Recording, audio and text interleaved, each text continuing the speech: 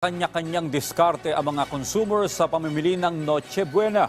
Pero ngayon pa lamang, nagmahal na ang presyo ng ham dahil nagkakaubusan na. Nasa sentro ng balita si Clazel Pardilla. Halos kumpleto na ang pang Noche Buena ng pamilya ni Aling Saniga higit isang linggo bago magpasko. Ang ginagawa ko, malayo pa yung Noche Buena, pakunti-kunti nabili. Minsan kasi sa araw ng Pasko, biglang tumaas yung mga price eh. Nitong Nobyembre, nagpatupad ang taas presyo ang ilang manufacturer ng Noche Buena products.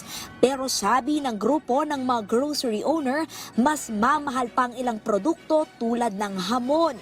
Pahirapan na kasi sa pagkuha ng supply dahil sa dami ng mga corporate order na ipinangre-regalo sa kanilang mga empleyado. Some stores maaaring makulangan ng ng certain items, no? Kasi ang household bumibili isa, dalawang piraso. Pero itong mga corporate buyers pag bumili ng hamon, minsan 100 pieces, di ba? Maramihan, pakyawan.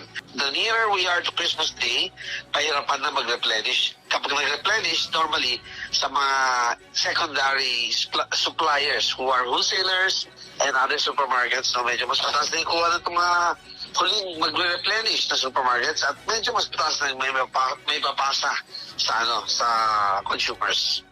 Ayon sa Department of Trade and Industry, nakatanggap din sila ng ilang reklamo na mas mahal sa price guide ang nabiling hamon, queso de bola, fruit cocktail at iba pang produkto.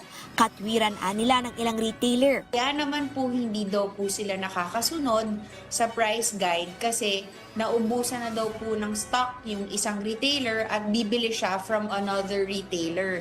So, retailer to retailer na po ang bilihan, kaya medyo mataas po ang kuha at mataas daw po ang benta nila. Sa ganung case po ma'am, kinakausap pa rin po namin yan. Nakipag-ugnayan ang DTI sa mga retailer at manufacturer para makasunod sa price guide. Tiniyak din ng ahensya na sapat ang supply ng mga pang Noche Buena. At para makamenos gastos, ayon sa ilang mamimili, kung walang ham, tuloy pa rin ang Pasko, di ba? Kaya lang, okay lang kasi may substitute naman siguro sa ham, di ba? Pwede naman akong mag-fried chicken. Magbabawas na lang sa hirap ng buhay ngayon. Spaghetti na lang, ganun na lang. Para? Makatipid. Yung presyo importante eh. Kahit anong brand, basta magaling ka lang magluto, masarap na rin yun. Clazel Pardilla para sa bayan.